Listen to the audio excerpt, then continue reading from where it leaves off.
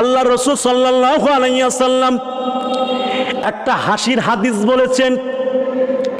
এই 10 দুনিয়ার সমান জান্নাতের বিষয় নিয়ে আল্লাহ রাসূল সাল্লাল্লাহু আলাইহি ওয়াসাল্লাম একটা হাদিস বর্ণনা করলেন।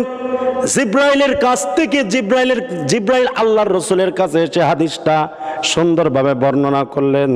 আল্লাহর রাসূল বললেন যে সর্বশেষ যেই ব্যক্তি জান্নাতি, আল্লাহ পাক রব্বুল আলামিন ওই ব্যক্তির জন্য এই 10 দুনিয়ার সমান জান্নাত রেখেছেন।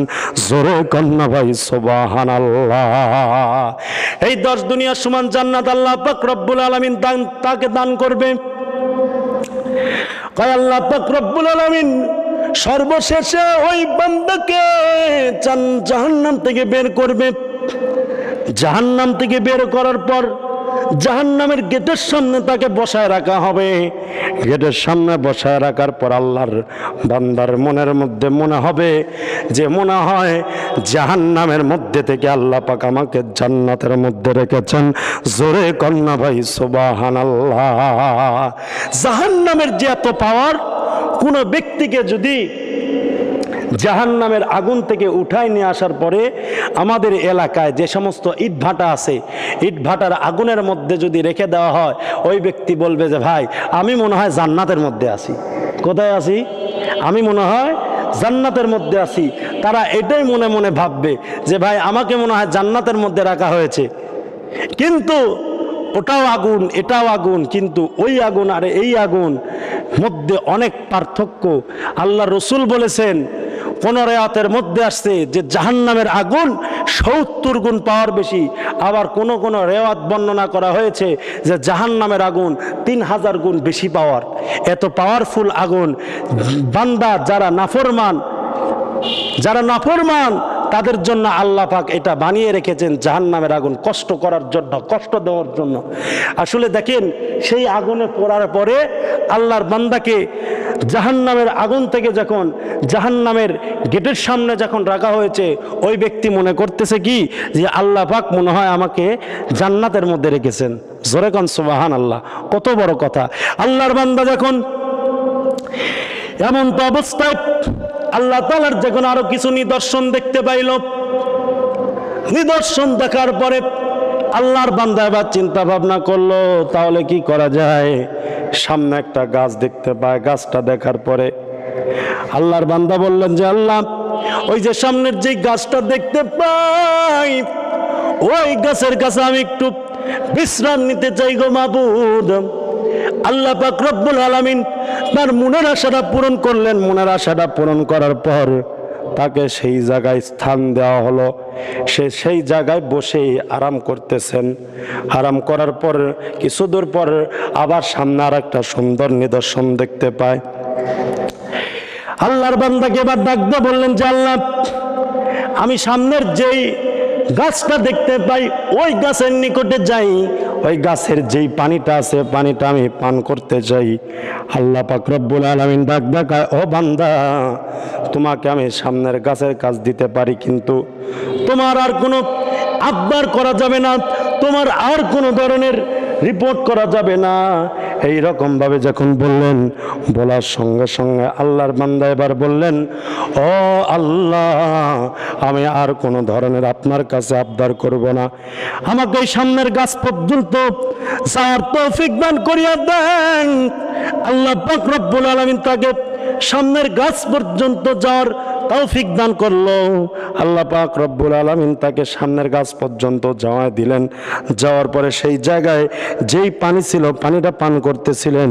এমন তো অবস্থায় আল্লাহর বান্দা হঠাৎ করে আবার সামনের নিদর্শন আবার দেখতে পাইল। দেখার পরে আগের ওয়াদার কথা আর মনে নাই। ডাক দিয়ে কয় যে আল্লাহ, সামনের যেই নিদর্শনটা দেখতে পাই ওই নিদর্শনটা আমি একটু যাইতে চাই, দেখতে চাই।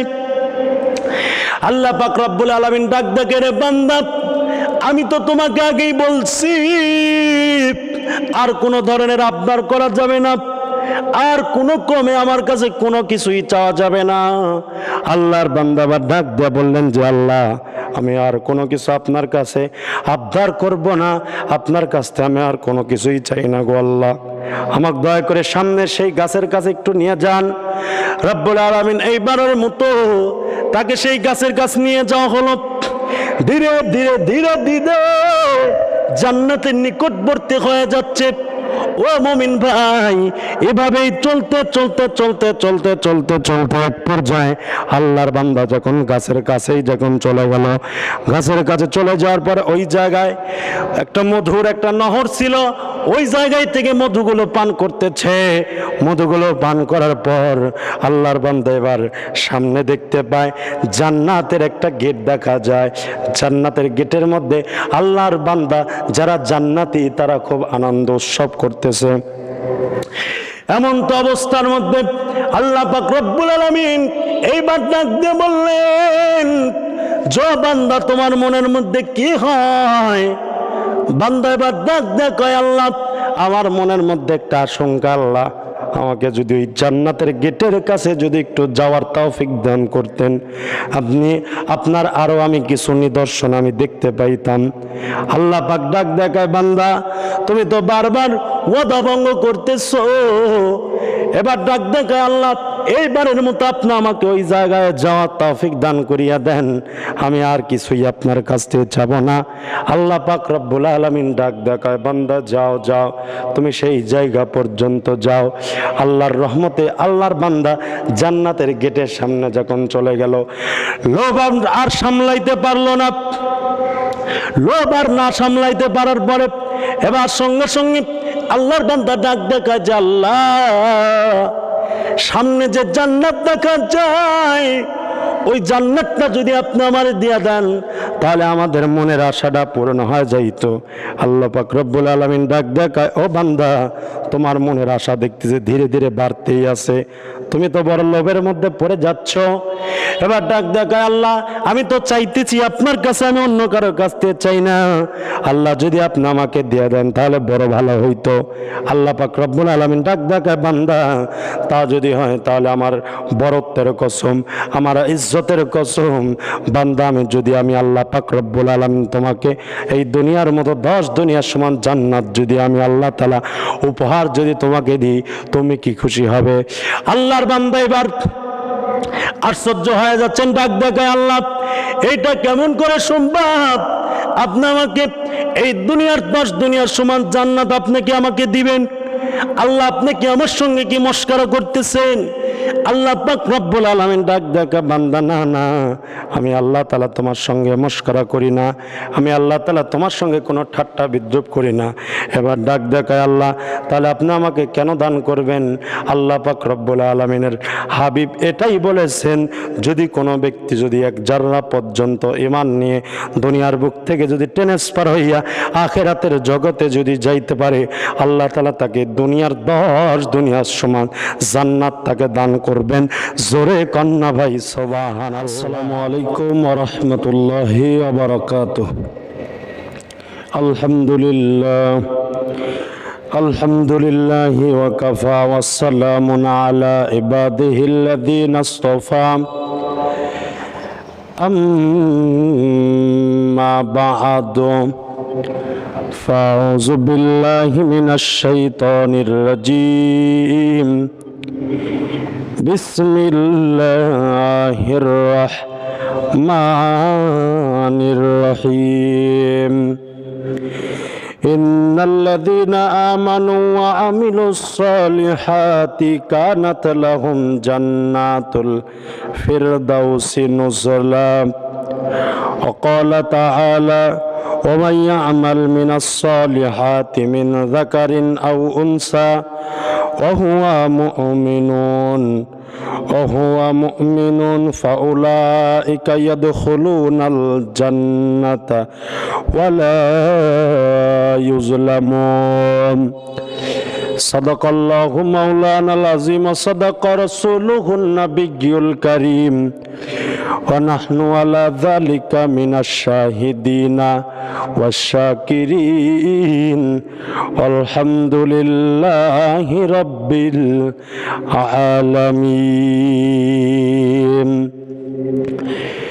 اللهم صل على روح محمد في الأرواح وعلى جسد محمد في الأجساد وعلى قبر محمد في القبور رب اشرح لي صدري ويسر لي أمري واحلل عقدة من لساني يفقه قولي मैं दूर हो मजबूर हो ऐ सैयद आलम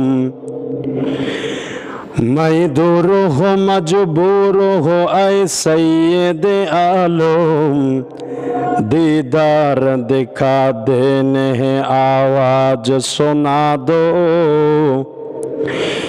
दीदार दिखा देने आवाज सुना दो मैं आशिक़ मौला हूँ मेरा इश्क़ निराला मैं आशिक़ मौला हूँ मेरा इश्क़ निराला এই जुमला जहाँ दिस की ताजल्ली से उजाला এই जुमला जहाँ दिस की ताजल्ली से उजाला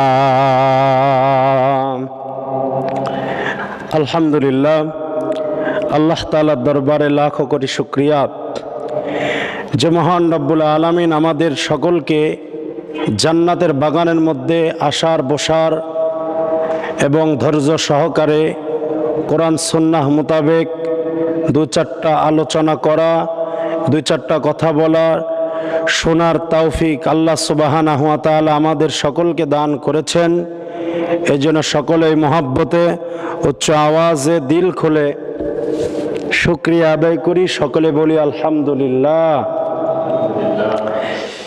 আল্লাহ তাআলার শুকরিয়া, কারণ দিনী কথাগুলো আমরা যে সকলেই বলি বা শুনি এটা বড় একটা পাওনা।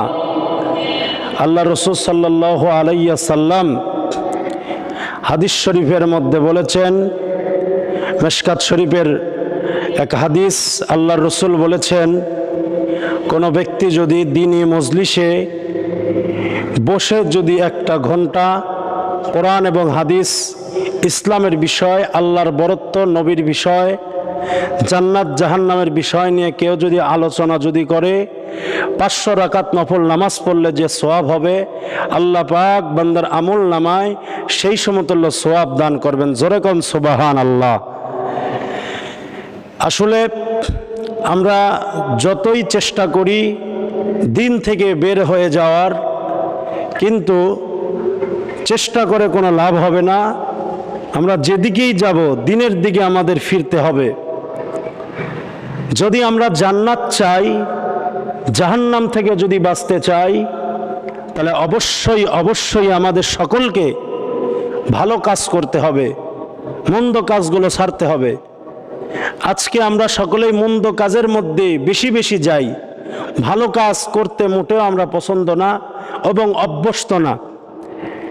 প্রত্যেকটা মানুষের দায়িত্ব হবে, প্রত্যেকটা মানুষের কাজ হবে ভালো কাজ করে আল্লাহর জান্নাতকে খরিদ করে নেওয়া।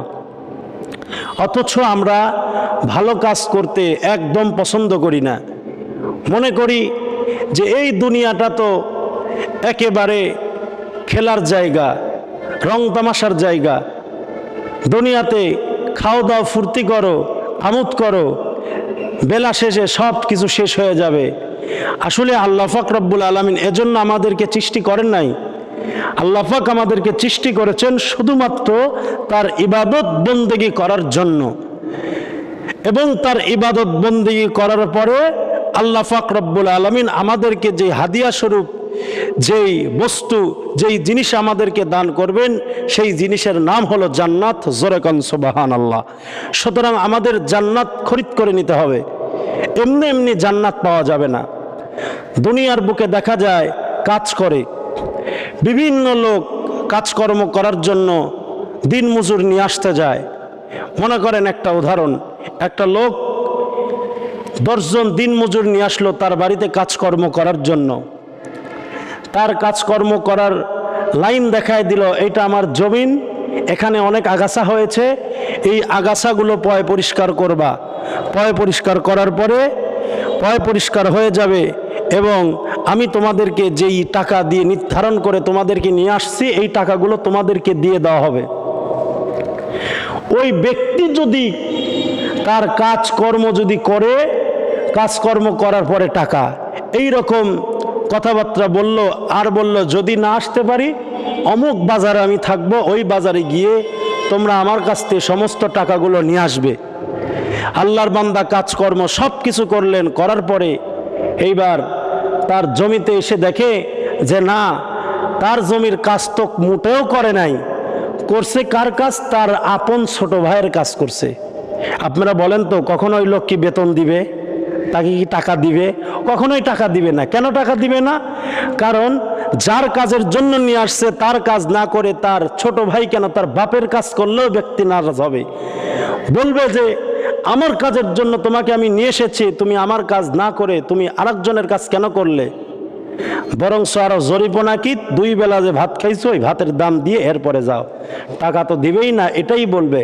আর যদি কাজকর্ম করতো তাহলে ভাতের দাম নিত না, বরং আরো রোজ হাজিরি যা নেওয়া দেওয়ার কথা ছিল সম্পূর্ণ টাকা দিয়ে তাদেরকে বিদায় করে দিত। কথা কোন ঠিক কিনা?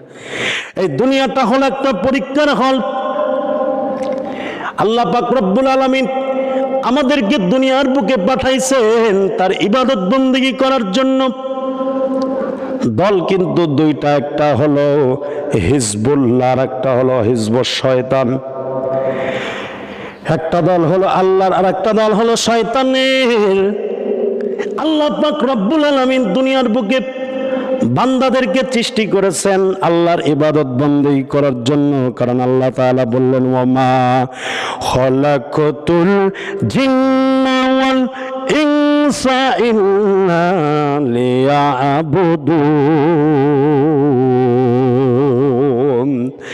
আল্লাহ পাক রব্বুল আলামিন পবিত্র কালামুল্লাহ শরীফের মধ্যে বললেন, ও দুনিয়ার জমিনের মানুষ শুনো, আমি আল্লাহ পাক রব্বুল আলামিন তোমাদেরকে দুনিয়াতে পাঠাইছি একমাত্র একটা দায়িত্ব, একটা কাজ দিয়ে, আমার ইবাদত বন্দেগী করতে হবে। আল্লাহ তাআলা যেহেতু প্রত্যেকটা মানুষদেরকে পাঠাইছেন, প্রত্যেকটা মানুষ তার ইবাদত বন্দেগী করবে। ইবাদত বন্দেগী করার পরে আল্লাহ পাক রব্বুল আলামিন উপহার স্বরূপ তাদেরকে জান্নাতের ঘোষণা করে দিবে। আর যদি কোনো ব্যক্তি যদি আল্লাহর হুকুম না পালন করে, আল্লাহর জমিনে যেহেতু সে থেকে শয়তানের কাজকর্ম করেছেন, শয়তানের হুকুম সে পালন করেছেন, শয়তানের হুকুম পালন করার কারণে আল্লাহ পাক রব্বুল আলামিন তাদেরকে জান্নাত তো দিবে না, জান্নাত তো দেওয়া দূরের কথা, বরং আল্লাহ পাক রব্বুল আলামিন ওই সমস্ত ব্যক্তিগুলোকে আরো শাস্তি দেওয়ার আল্লাহ তাআলা ফেরেশতাদেরকে অর্ডার দিবেন, তাদেরকে জাহান্নামের শাস্তি বাড়ায় দাও।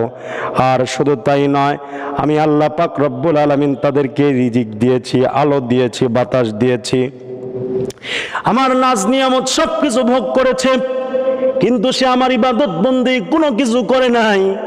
আজকে আমি আল্লাহ তাআলা তার হিসাব নেব। আল্লাহ পাক রব্বুল আলামিন তার হিসাব নিয়ে তারপরে তাকে জাহান্নামের মধ্যে দিবে, কারণ সেই সময় তো হিসাব দিতে পারবে না। আর কোনো ব্যক্তি যদি আল্লাহ তাআলার হুকুম পালন করলো, নবীর তরিকা অনুসরণ করলো, নবীর সুন্নাহ অনুসরণ করলো, সুন্নাতের উপর আমল করলো, আল্লাহর ইবাদত বন্দেগী করলো, করার কারণে আল্লাহ পাক রব্বুল আলামিন বান্দার জন্য যেই নাজ নিয়ামত দিয়েছেন তার কোনো হিসাব নেবেন না। বলা হয় চক্ষু দিয়ে যদি কোরআন শরীফ দেখে, চক্ষু দিয়ে কোরআন শরীফ দেখেছে, জিহ্বা দিয়ে কোরআন শরীফের তেলাওয়াত করেছে, হাত দিয়ে কোরআন শরীফের আয়াতগুলো ধরেছেন, আর বেন দিয়ে কোরআন শরীফের আয়াতগুলো অর্থগুলো নিজের মাথার মধ্যে নিয়েছে। বলা হয় হাতের যে নিয়ামত ছিল, আল্লাহ তাআলা হাতের যে হিসাব ছিল ওই হিসাবগুলো আল্লাহ পাক রব্বুল আলামিন কখনো ধরবেন না। শুধু তাই না, আল্লাহ পাক রব্বুল আলামিন চোখের হিসাব আল্লাহ পাক রব্বুল আলামিন নেবেন না, মগজের হিসাব আল্লাহ তাআলা নেবেন না, যদি কোরআন অনুযায়ী আমরা নিজের জীবনকে যদি বাস্তবায়ন যদি করতে পারি, আল্লাহর হুকুম নবীর তরিকা অনুসরণ করে যদি চলতে পারি, আল্লাহ তো হিসাব নেবেন না, বরঞ্চ হিসাব না নিয়ে আল্লাহ পাক রব্বুল আলামিন বলবেন, বান্দা যাও, আমি আল্লাহ তাআলা তোমাকে আমি জান্নাতের ঘোষণা করে দিলাম। জোরে কন্যা ভাই সুবহানাল্লাহ। এটাই হলো জান্নাত। জান্নাতের কাজ করতে হবে।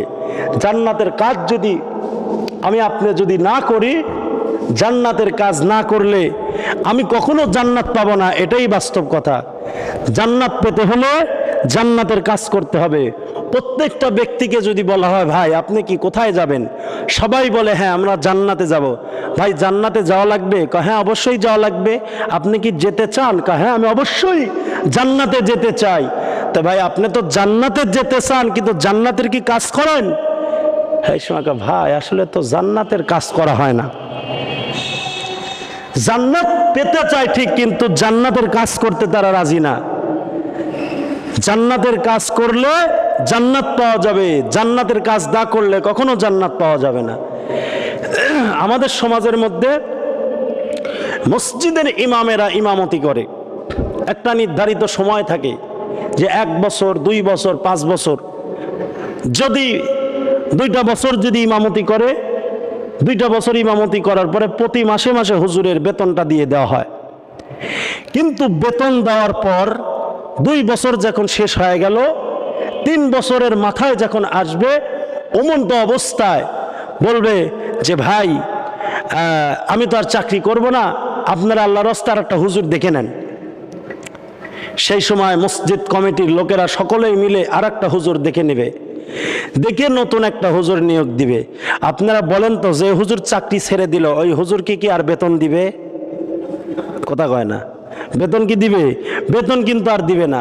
তাহলে বেতন দেওয়ার মেয়াদ, সে কাজ করছে, সে দায়িত্ব পালন করছে, করার কারণে ওই ব্যক্তিকে বেতন দিবে।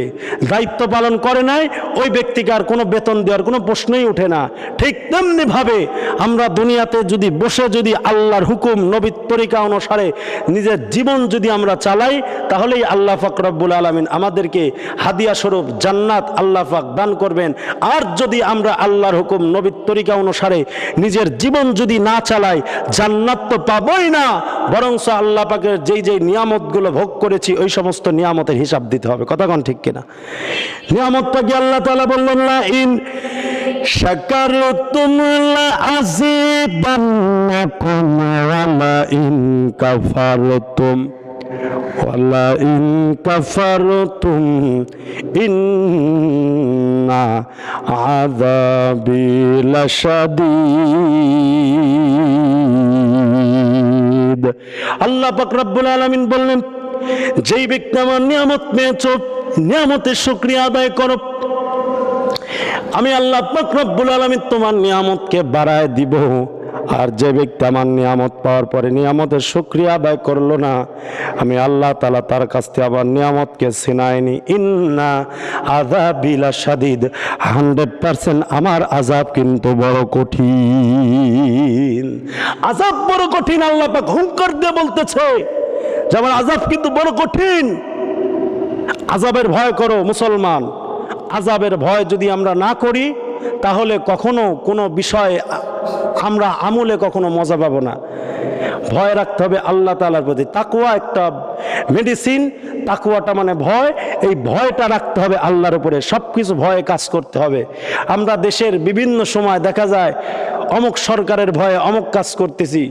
সরকারের একটা আইন মেনে দিয়েছে, বেঁধে দিয়েছে যে সরকার এই রুলসটা দিয়েছে যে এর কাজ যদি করো, আইন যদি ভাঙো, তাহলে তোমাকে শাস্তি ভোগ করতে হবে।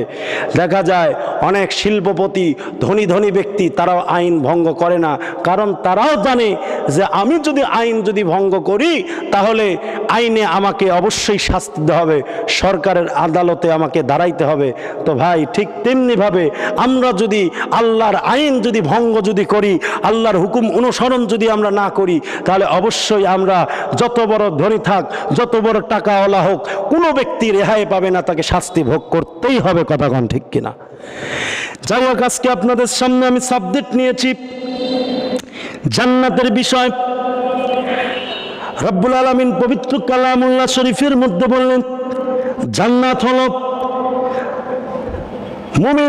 মুমিনেরা চিরকাল জান্নাতের মধ্যে থাকবে। আল্লাহ পাক রব্বুল আলামিন পবিত্র কালামুল্লাহ শরীফের মধ্যে বললেন ইন্নাল্লাযীনা আমানু ওয়া আমিলুস সালিহাতি কানাত লাহুম জান্নাতুল ফিরদাউসি নুজুলা খালিদিনা ফিহা লা ইয়াবগুন। সূরা কাহাফ আয়াত নম্বর 106 এবং 107 নম্বর আয়াত আল্লাহ পাক রব্বুল আলামিন বললেন নিশ্চয়ই যারা ঈমান এনেছে এবং সৎকর্ম করেছেন, সৎকর্ম মানে ভালো কাজ করেছেন, 2 নম্বর শিক্ষা হলো তাদের জন্য রয়েছেন জান্নাতুল ফেরদাউস। 3 নম্বর শিক্ষা হলো আল্লাহ পাক রব্বুল আলামিন তাদেরকে জান্নাতুল ফিরদাউসের আপ্যায়ন রেখেছেন। আল্লাহ পাক রব্বুল আলামিন 3 নম্বর শিক্ষার মধ্যে বলেছেন সেখানে তারা চিরকাল থাকবে এবং সেখান থেকে কখনো অন্য জায়গার কখনো আর আবদার করবে না। আমাদের অবস্থা হলো, আমাদের মন মানসিকতা হলো আমরা এক জায়গায় যদি থাকি, এক জায়গায় 2, 4, 5 বছর বসবাস করার পরে ওই জায়গায় আমরা আর থাকতে পারি না, আমরা আর থাকতে পছন্দ করি না, জায়গা থেকে অন্য জায়গায় যাওয়ার চেষ্টা করি। এটা হলো আমাদের একটা মনোবল, এটা আমাদের একটা মনের ইচ্ছা। এক জায়গায় আমাদের মন কখনো টিকে না। কিন্তু জান্নাতি আল্লাহ পাক রব্বুল আলামিন জান্নাতি ব্যক্তিদেরকে জান্নাত যে রব্বুল আলামিন দিবে, ওই জান্নাতের মধ্যে রব্বুল আলামিন এমন নাজ নিয়ামত রেখেছেন, নাজ নিয়ামতের মধ্যে আল্লাহ তাআলা এত বরকত দিবেন আর এত এত মোহাব্বত, সব জিনিসপাতি আল্লাহ পাক রব্বুল আলামিন বান্দাদেরকে দান করবেন। ওই সমস্ত বান্দাগুলো কোনো ক্রমে অন্য জায়গায় যাওয়ার আর নিজের মন মানসিকতা নিয়ে আসবে না, সর্বসময় তারা জান্নাতের মধ্যেই বসবাস করতে থাকবে। জোরে কন্যা ভাই সুবহানাল্লাহ। আল্লাহ পাক রব্বুল আলামিন তারপরের আয়াতের মধ্যে বললেন যে নারী পুরুষের জন্য আল্লাহ পাক রব্বুল আলামিন নারী পুরুষ কেউ যদি নেক কাজ করে আল্লাহ পাক রব্বুল আলামিন তাকে অবশ্যই জান্নাতের ঘোষণা করেছেন। আল্লাহ তাআলা পবিত্র কালামুল্লাহ শরীফের মধ্যে বললেন ওয়া মাইয়ামাল মিনাস সালিহাতি মিন যাকারিন আও উনসা ওয়া হুয়া মুমিনুন ফাউলাইকা ইয়াদখুলুনাল জান্নাতা ওয়ালা ইউযলামুন। সূরা নিসা আয়াত নম্বর 124 আল্লাহ পাক রব্বুল আলামিন পবিত্র কালামুল্লাহ শরীফের মধ্যে বলেন 1 নাম্বার পুরুষ অথবা নারীদের মধ্যে থেকে যারা ঈমান অবস্থায় সৎকর্ম করবে। আমি যত ভালো কাজ করি, ভালো কাজটা কি?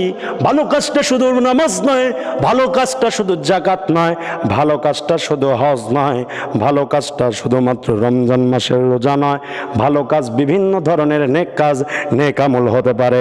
মানুষদেরকে মুখে খাদ্য তুলে দেওয়া, মানুষের উপকার করা, টাকা পয়সা দিয়ে তাদের সাহায্য সহযোগিতা করা, মসজিদ বানায় দেওয়া, মাদ্রাসা তৈরি করা, বলা হয় হাসপাতাল তৈরি করা, রাস্তাঘাট বানায় দেওয়া, একটা মানুষ বিপদের মধ্যে পড়ে যাচ্ছে, বিপদ থেকে মানুষকে উদ্ধার করা, এটাকে বলা হয় নেক কাজ।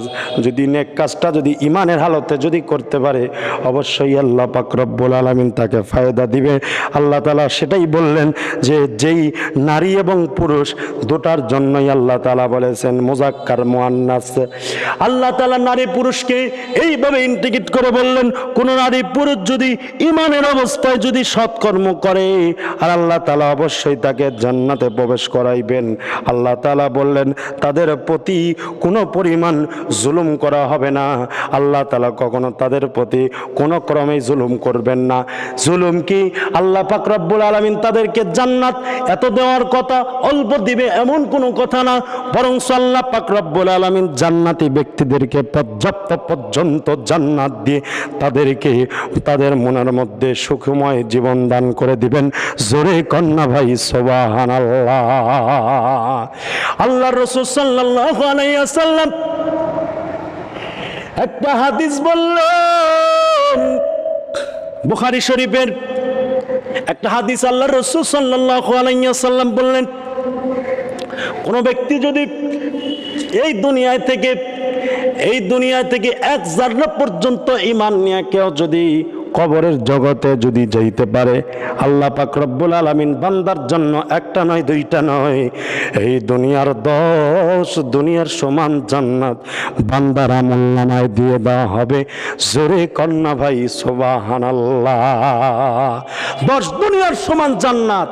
আমরা তো দেখা যায় এই দুনিয়ার অল্প কিছু জমি নিয়েই আমরা পাগল হয়ে আছি। এক হাত জায়গার জন্য এক ভাই হয়ে আর এক ভাইয়ের মাথা ফাটাই, এরম ব্যক্তি নাই? এক হাত জায়গার জন্য কেরে আমার এক ভাই এক হাত জায়গার জন্য সে এমন করে যা আমি আল্লাহর রস্তে তাকে এক ভাইয়ের জন্য আমি এই জায়গাটা ছেড়ে দিলাম। বলা হয় যদি এই রকম ভাবে আপনি একটু মহব্বত করে যদি বিনয়ের সাথে যদি আপনি ছেড়ে দিতে পারেন, আল্লাহ পাক রব্বুল আলামিন আপনাকে 10 হাত জায়গার ব্যবস্থা করে দেবে। জোরে কোন সুবহানাল্লাহ। আল্লাহ রাসূল বলেছেন, মান তাওয়াজা রাফাআহু লিল্লাহ। যেই ব্যক্তি আল্লাহ তাআলার জন্য নিজকে বিনয় করে দিবে, নিজকে ছোট করে দিবে, আল্লাহ পাক রব্বুল আলামিন তার মর্তবা, তার উচ্চতা আল্লাহ পাক আরো বাড়ায় দিবে। জোরে কোন সুবহানাল্লাহ। এটা আল্লাহ রাসূল বলেছেন। অথচ দেখা যায় আজকে আমরা এই সমস্ত সাধারণ দুনিয়ার জন্য একটু জায়গার জন্য কত কথাবার্তা, কত ঝগড়াঝাটি, মারামারি, কেস কাছারি আমরা সকলেই করে যাচ্ছি। আসলে ভাই এই দুনিয়াটা আমাদের চিরকাল থাকবে না। একটা কথা মনে রাখতে হবে যে এই দুনিয়ার মধ্যে আজকে আমরা আছি, এক সময় আমরা থাকবো না। এই ঘরের মধ্যে এক সময় আমার দাদা বসবাস করেছে, আজকে আমার দাদা নাই। তারপর আমার বাপ বসবাস করেছে, আমার বাপ আজকে নাই। আজকে আমি বসবাস করতেছি, কালকে আমি থাকবো না। তারপরে আমার ছেলেপেলেরা এই ঘরে বসবাস করবে, তারপরে আমার ছেলেপেলে থাকবে না। তারপরে আমার নাতিরা এই ঘরে বসবাস করবে, আমার নাতিরাও থাকবে না। পালাক্রমে এইভাবে লোক যেতেই থাকবে। জায়গা যেই রকম ওই রকমই পড়ে থাকবে। কথা কন ঠিক কিনা? এটাই কিন্তু বাস্তব। অথচ দুনিয়ার মুহাব্বত আমাদের ত্যাগ করতে হবে। আমরা যদি ত্যাগ করতে পারি তাহলে অবশ্যই আমাদের জন্য উপকার আছে। মুসলমান ভাই, আল্লাহ রাসূল সাল্লাল্লাহু আলাইহি ওয়াসাল্লাম একটা হাসির হাদিস বলেছেন এই 10 দুনিয়ার সমান জান্নাতের বিষয় নিয়ে। আল্লাহ রাসূল সাল্লাল্লাহু আলাইহি ওয়াসাল্লাম একটা হাদিস বর্ণনা করলেন। জিব্রাইলের কাছ থেকে জিব্রাইল আল্লাহর রাসূলের কাছে এসে হাদিসটা সুন্দরভাবে বর্ণনা করলেন। আল্লাহর রাসূল বললেন যে সর্বশেষ যেই ব্যক্তি জান্নাতি, আল্লাহ পাক রব্বুল আলামিন ওই ব্যক্তির জন্য এই 10 দুনিয়ার সমান জান্নাত রেখেছেন। জোরে কন্যা ভাই সুবহানাল্লাহ। এই 10 দুনিয়ার সমান জান্নাত আল্লাহ পাক রব্বুল আলামিন তাকে দান করবে। আল্লাহ পাক রব্বুল আলামিন সর্বশেষে ওই বান্দাকে জাহান্নাম থেকে বের করবে। জাহান্নাম থেকে বের করার পর জাহান্নামের গেটের সামনে তাকে বসায় রাখা হবে। গেটের সামনে বসায় রাখার পর আল্লাহর বান্দার মনের মধ্যে মনে হবে যে মনে হয় জাহান্নামের মধ্যে থেকে আল্লাহ পাক আমাকে জান্নাতের মধ্যে রেখেছেন। জোরে কন্যা ভাই সুবহানাল্লাহ। জাহান্নামের যে এত পাওয়ার, কোন ব্যক্তিকে যদি জাহান্নামের আগুন থেকে উঠায় নিয়ে আসার পরে আমাদের এলাকায় যে সমস্ত ইটভাটা আছে, ইটভাটার আগুনের মধ্যে যদি রেখে দেওয়া হয়, ওই ব্যক্তি বলবে যে ভাই আমি মনে হয় জান্নাতের মধ্যে আছি। কোথায় আছি? আমি মনে হয় জান্নাতের মধ্যে আছি। তারা এটাই মনে মনে ভাববে যে ভাই আমাকে মনে হয় জান্নাতের মধ্যে রাখা হয়েছে। কিন্তু ওটাও আগুন, এটাও আগুন, কিন্তু ওই আগুন আর এই আগুন মধ্যে অনেক পার্থক্য।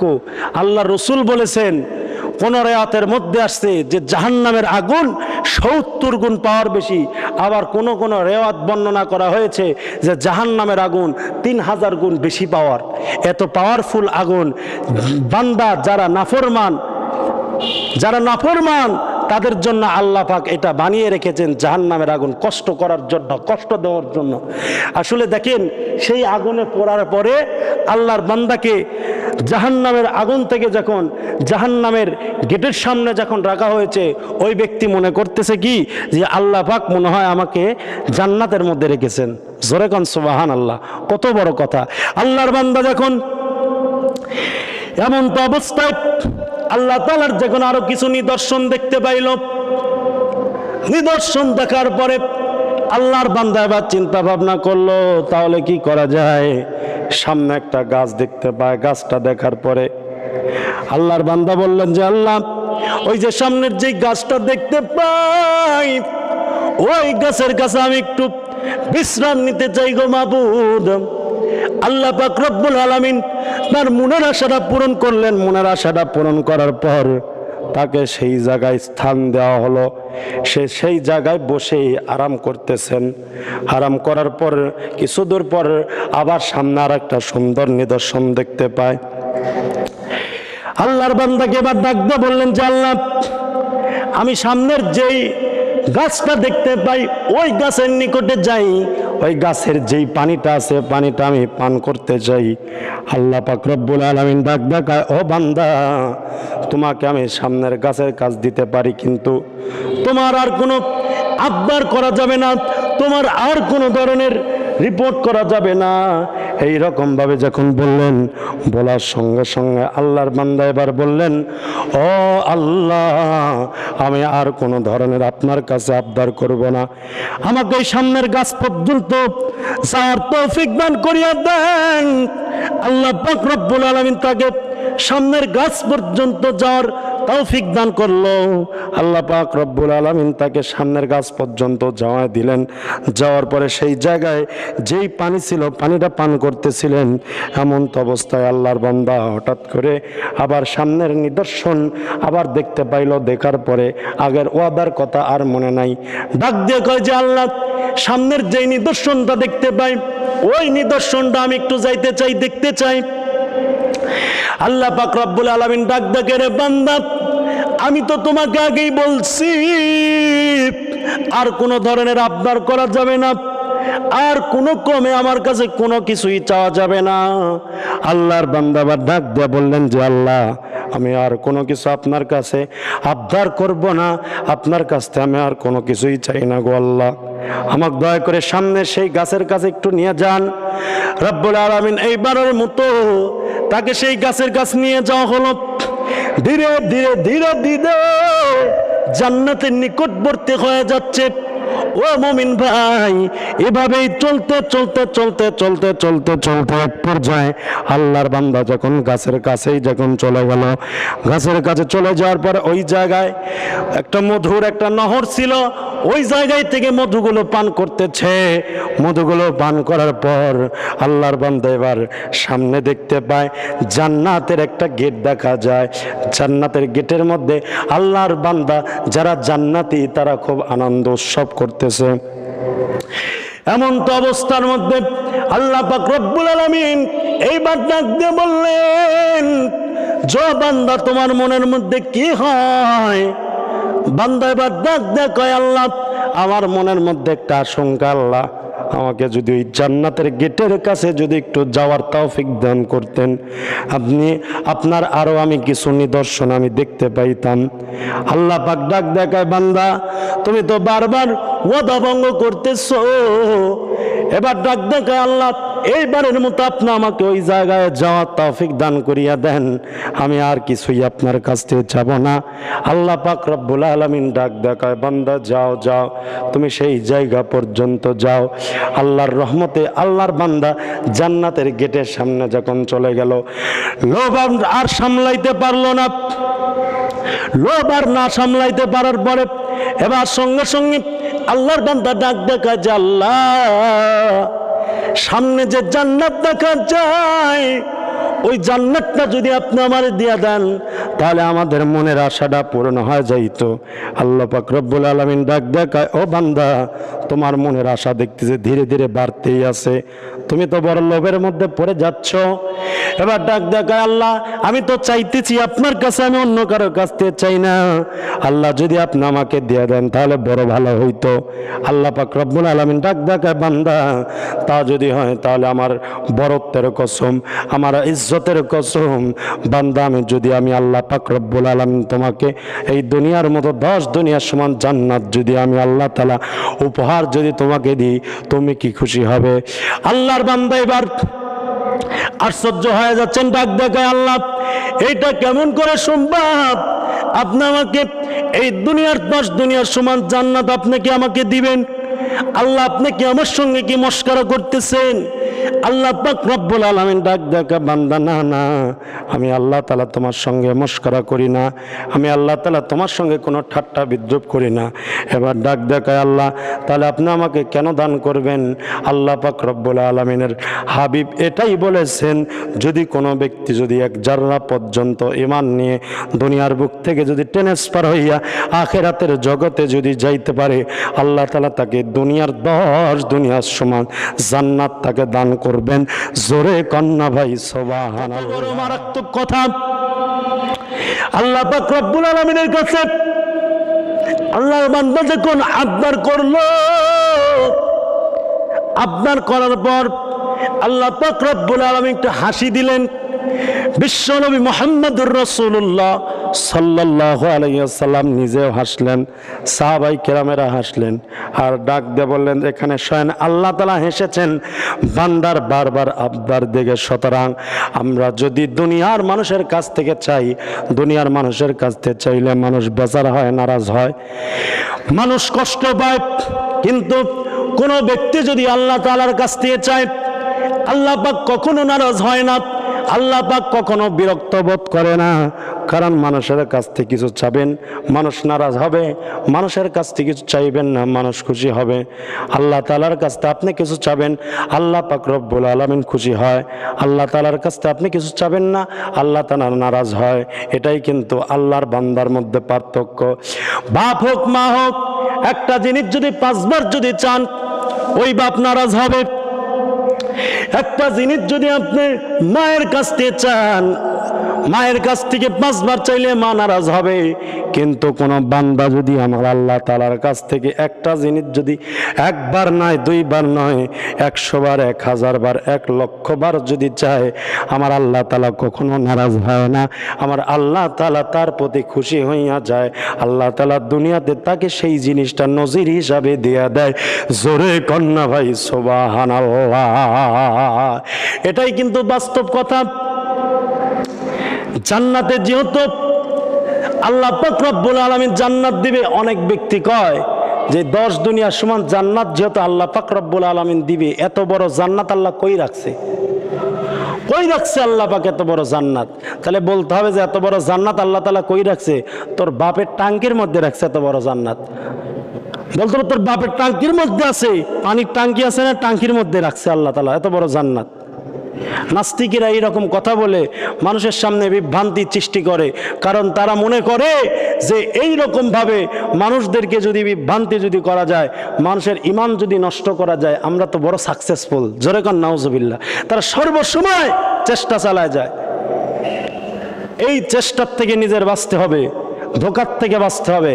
নাস্তিক মুরতাদ তারা সর্বসময় চায় যে মুসলমানের হালত যেন না থাকে, তাদেরকে টাকা পয়সা দিয়ে হলেও মুসলমানের থেকে তাদেরকে ফিরায় আনা, আমাদের ধর্মের দিকে নিয়ে আসা। কিন্তু ভাই, আল্লাহ পাক রব্বুল আলামিন হেদায়েতের মালিক, গুনাহ মাফ করার মালিক। কোনো ব্যক্তি 100 বছরও যদি গুনাহ করে, আল্লাহ তাআলার কাছে শেষ জীবনে যায় যদি আল্লাহ তাআলার কাছে মাপ চায়, আল্লাহ গফফার নামের ওসিলায় তার জিন্দেগীর সব গুনাহ মাফ করে দেয়। জোরে কোন সুবহানাল্লাহ। কত বড় কথা। জান্নাত যেহেতু আল্লাহ পাক রব্বুল আলামিন দান করবেন, 10 দুনিয়ার সমান জান্নাত। আল্লাহ রাসূল সাল্লাল্লাহু আলাইহি ওয়াসাল্লাম সাহাবায়ে কেরামদেরকে বলতেছেন, ও সাহাবীরা, আল্লাহ তাআলা কত বড় জান্নাত বানায় রাখছে জানো? যদি তোমরা জানতে চাও তাহলে শুনিয়া নাও। গোটা দুনিয়ার মধ্যে, আসমান আর জমিনের মধ্যে 500 বছর পর্যন্ত ফাঁকা রাস্তা এরকম ভাবে 7টা আসমান পার হওয়ার পরে সিদরাতুল মুনতাহা নামক একটা জায়গা আছে, ওই জায়গায় হযরতে জিবরাইল আলাইহিস সালামের স্থান জায়গা। হযরতে জিবরাইল আলাইহিস সালাম আল্লাহ তাআলার কাছে বললেন, মাবুদ, আমি আপনার কাছে একটা জিনিস আবদার করব, আপনি যদি পূরণ করেন। আল্লাহ পাক তো সব জানে কি আবদার করবে, কারণ গায়েবের খবর জানে একমাত্র আল্লাহ। অনেকেই বলে নবী গায়েব না জানলে কি আমার দয়াল বাবা গায়েব জানে? যখন নাউজুবিল্লাহ। অথচ দয়াল বাবা কেন, কেবলা কাবা কেন, পৃথিবীর কোনো পীর সাহেব কেউ গায়েব জানে না, জানে হলেন একমাত্র আমার আল্লাহ। কয় আমার আল্লাহ তাআলা কিভাবে গায়েব জানে? কোরআনুল কারীমের মধ্যে আল্লাহ তাআলা স্পষ্টভাবে জানায় দিলেন, কুল্লা কুল্লা, আল্লাহ পাক রব্বুল আলামিন বলেন, কুল্লা ইয়ালামু মা ফিস সামাওয়াতি ওয়াল আরদ, সামাওয়াতি ওয়াল আরদি গায়বা ইল্লাল্লাহ।